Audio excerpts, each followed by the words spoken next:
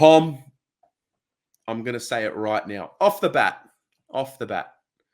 Zac Williams will be back to his best football in 2022. I'm ready. Is that a year to just sort it out? I'm manifesting it. I'm not really... It's based on nothing other than...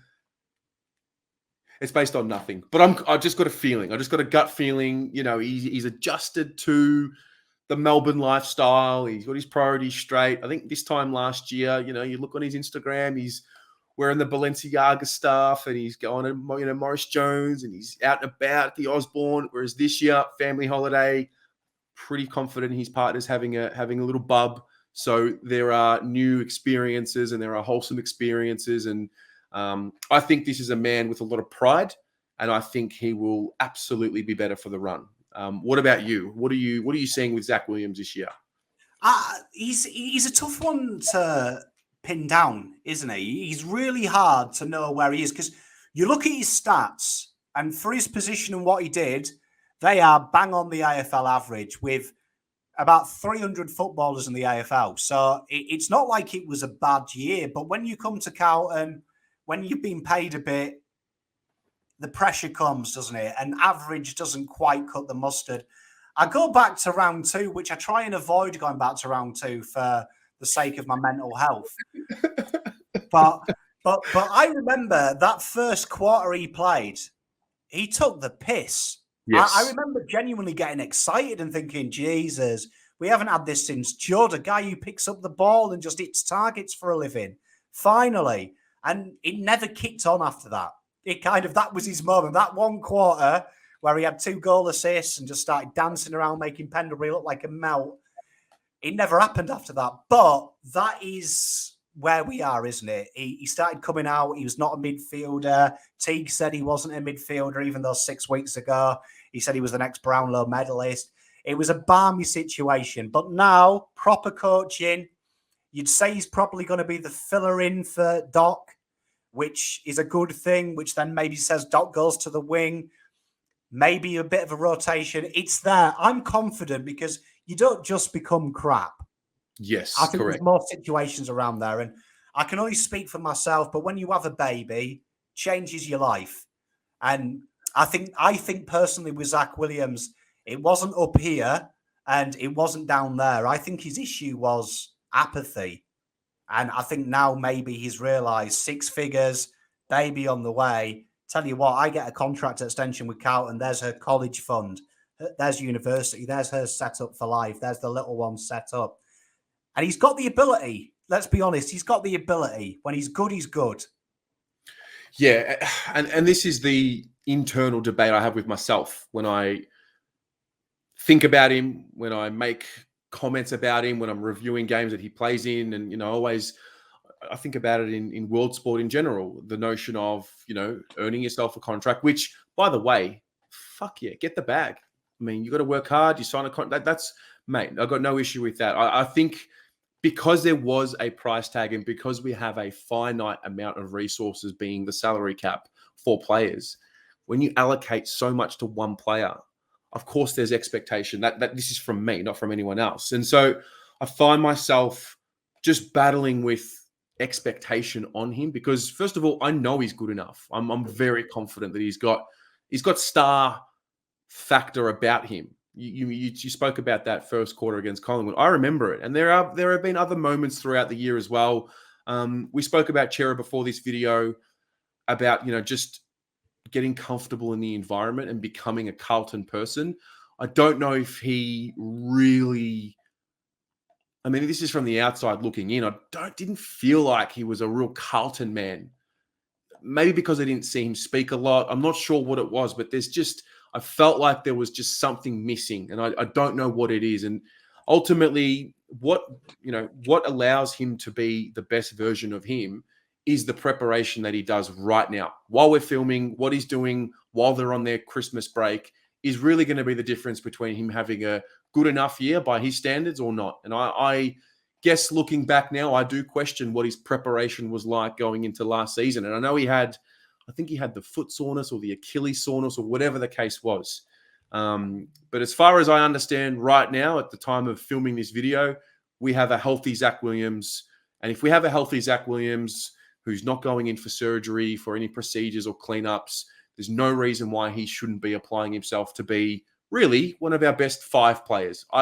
I don't think that is unreasonable for the talent that he has. I think he's shown it. And I think you look at the injury-laden year GWS had, and he had to step up with some big names out. And boy, did he step up. He did step up. You've also got to remember he's one of the few guys who knows that there is football played in September on our list. Like most of our team thinks September means go to Bali. But Zac Williams is aware that there's this little thing called finals. So he's definitely someone that if I was Voss, I'd be looking to, when we make finals, to instill what it means to these boys. Because a lot of these boys will be like, what? Like, what? The pressure's probably going to get to them. And he's going to be able to say, look, I've been there. I've done that. Know what it's like. I've lost a final. Know what it feels like. This is what we did. This is how it felt. This is what you've got to be aware of. So I think he's got a very important role to play.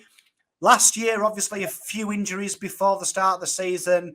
A lot of leg injuries, lower leg injuries, because we know that the escalators at Chadstone are quite hard. So carrying that much shopping will do your ankles. But this year, he does seem, only going by socials, does seem a little bit more what I'd expect a guy that is on 6% of our annual salary cap, which is a lot. So to put that into anyone who's not familiar with the salary cap and is familiar with soccer, we've spent 70 million on a footballer. You'd expect $70 million worth of output. You don't expect average. Trying to think what you mentioned it before about him having to really step up a little bit more now that the Doc situation has happened, and I don't know how far away Doc is from playing. If he might play round 1, I'm not sure. But nonetheless, we definitely need Zac to be better than what he was in 2021. I'm sure he's aware of that. I'm sure he knows that, and I'm sure he has high standards for himself. But you mentioned something before about like when you have kids. Now, I don't have kids, but I do picture that, when you do have your first child, something happens internally because it's not about you anymore. It's about providing a life for, another life in essence. And I would picture as a guest that you want to be the best dad or the best human that you can be. And that means doing all the little things right. So I'm interested to, I guess, hear from you a bit about fatherhood and whether that can help focus a guy like Zac Williams or even a Mitch McGovern, who we'll talk about later on, into what they've got to do. I think you've hit the nail on that. I think the one thing when you are getting a baby, your first thing is you learn the price of everything. Like my wife, I know how much food she wastes just by looking at her plate and give you it to a cent. But you do start to think about that long-term thing that I've got a mouth to feed. That's the first thing that came into my head. Jesus, they're expensive, them babies. Just doing the shopping. And if you're in this position with Zac Williams, he's got that situation where he's in a privileged position that the money he earns in this 6-year block he's probably got left, 27 now, could financially secure the future of him and Bub 1, Bub 2, Bub 3, if he wants to go crazy like his Uncle Pom and get 3. So he knows that that's the situation. But I do also think you start to question who you are as a human being and what imprint you're setting them, because you're a product of your dad and your mum. You think, Jesus, they're going to copy me. And I think that's with the thing with Zac, that he will want to focus on that.